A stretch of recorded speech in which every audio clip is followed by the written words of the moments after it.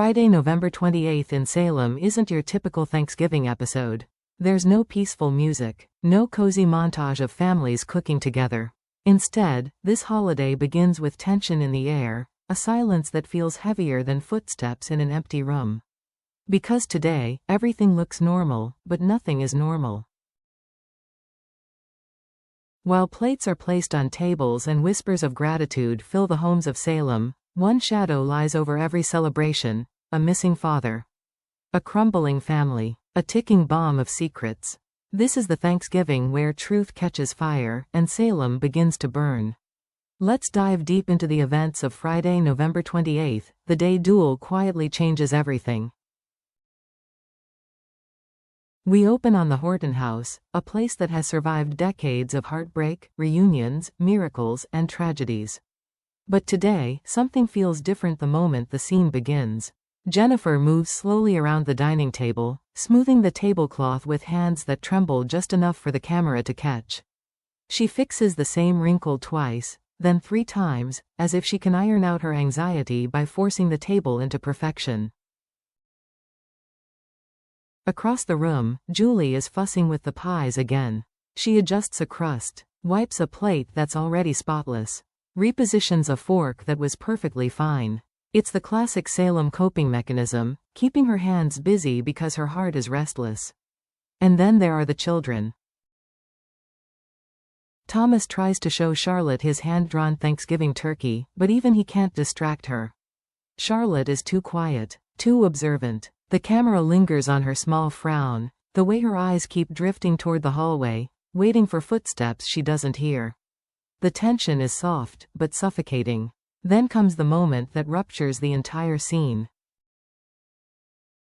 Charlotte looks up, her voice fragile and barely above a whisper. Is Daddy coming home? The world seems to stop. Jennifer shuts her eyes as if bracing for a blow. Julie's hand freezes midair, pie server still in her grip. Thomas looks confused but worried, sensing something grown-ups aren't saying. No one answers, because they can't. And that's when the painful truth settles like a weight on the audience. Chad isn't late. He isn't stuck in traffic. He isn't running behind schedule. He's missing, truly missing, and no one at that table knows it. We, the viewers, sit with a sickening sense of dread.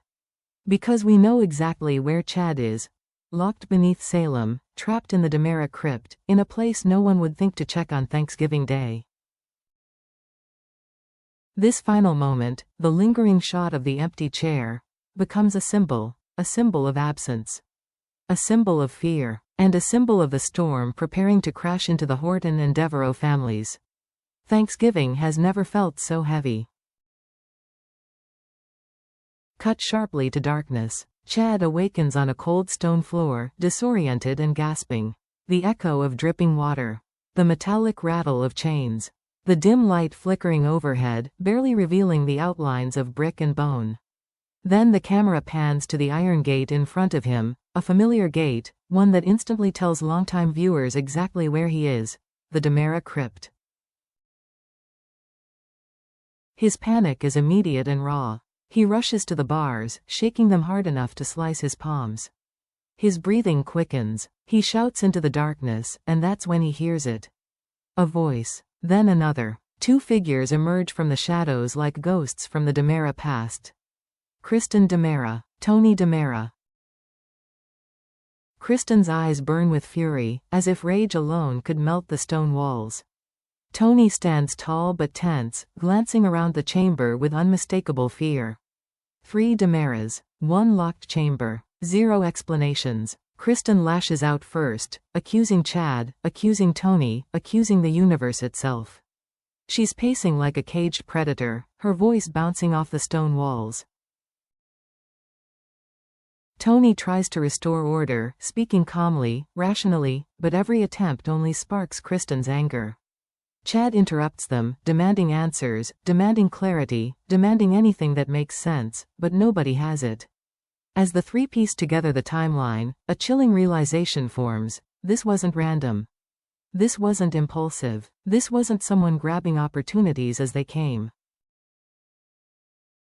This was planned, deliberate, Precise. Someone studied their movements. Someone knew exactly when each one of them was alone. Someone wanted them together, locked away, out of the picture, and that knowledge turns the crypt from a prison into a threat. A message. An unseen hand is playing the Demera family the way only an insider could, strategically, methodically, ruthlessly. The fear doesn't erupt like a scream. It grows slowly, chillingly. Because whoever orchestrated this isn't just targeting Chad, Kristen, or Tony. They're targeting the Demera power structure itself. And the rest of the family has no idea what's coming. Back above ground, the energy shifts dramatically.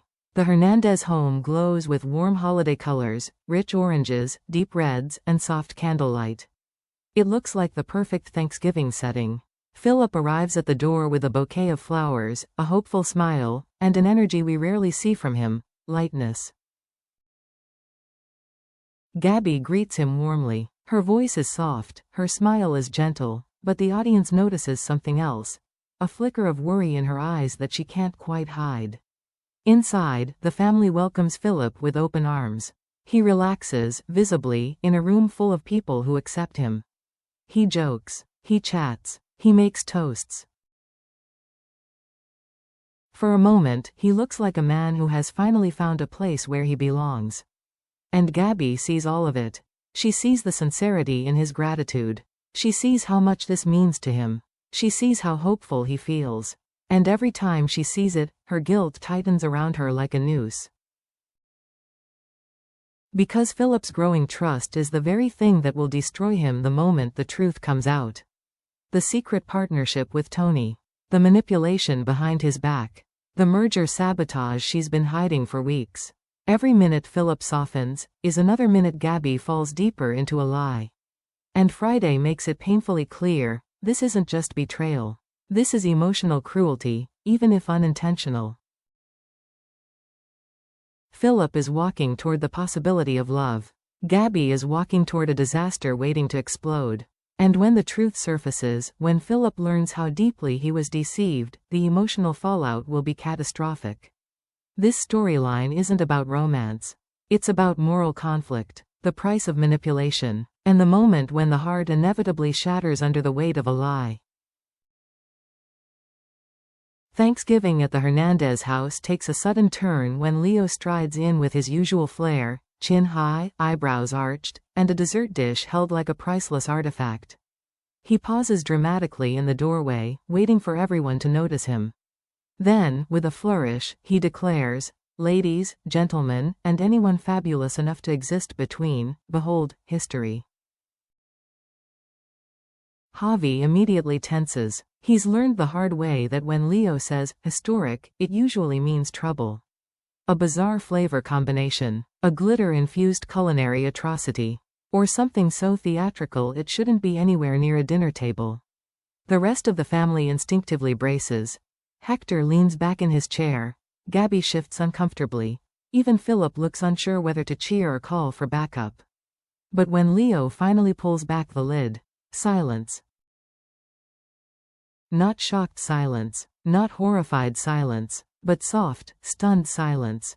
Instead of chaos, the dessert is simple. Beautifully made, carefully crafted, the kind of dish someone prepares not to impress, but to honor. Javi leans closer, confused. "Leo, what is this?" Leo doesn't joke, doesn't wink, doesn't make a single outrageous comment. Instead, his voice breaks just enough to reveal the truth.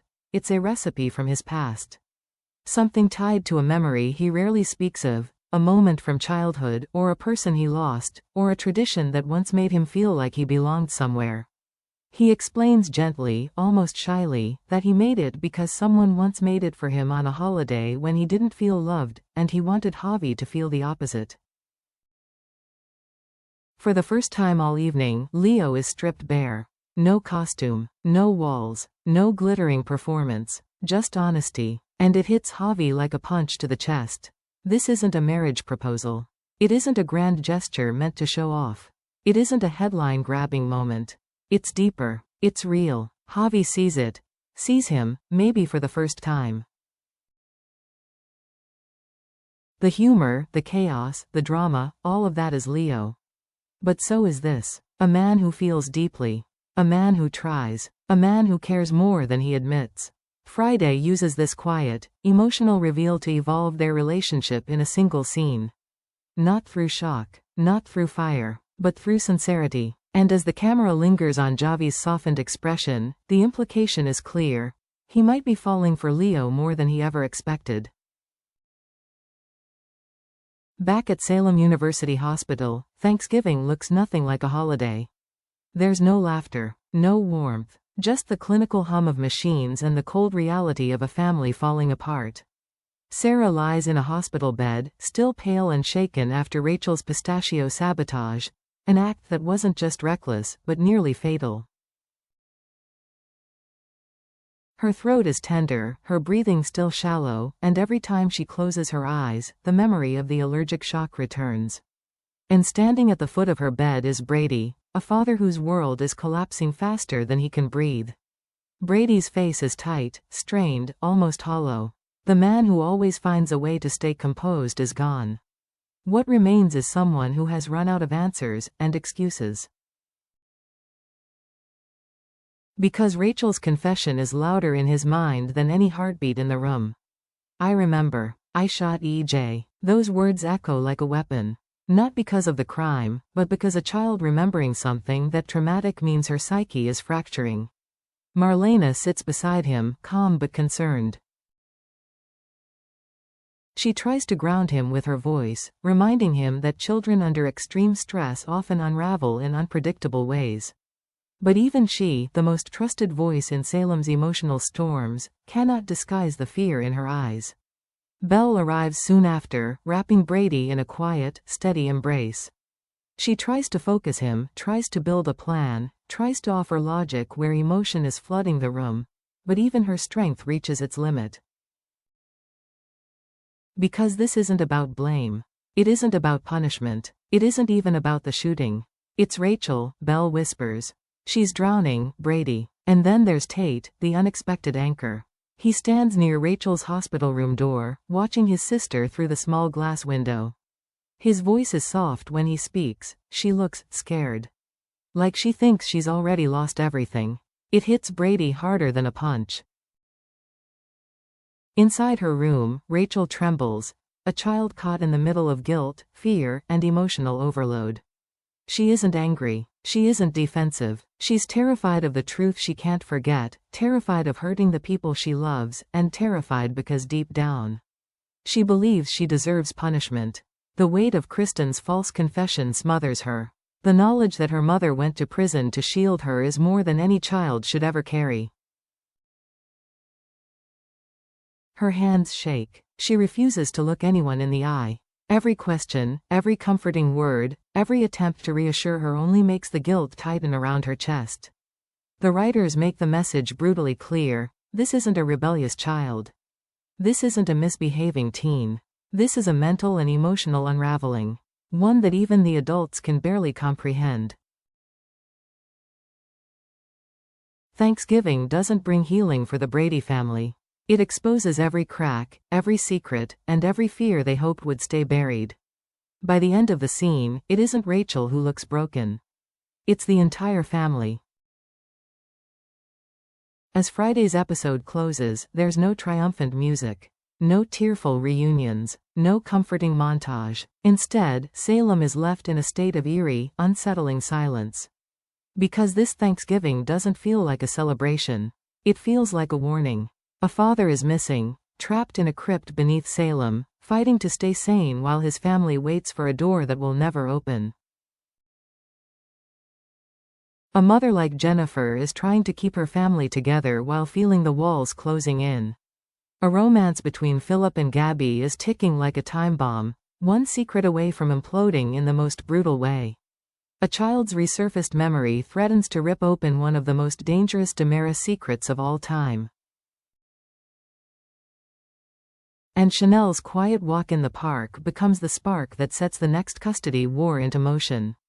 Every storyline, in every corner of Salem, shares the same chilling undertone. Something is wrong. Something is coming, and no one is prepared for the consequences. By the time the credits roll, Friday, November 28th has transformed from a holiday episode into something far more powerful, a pivot point.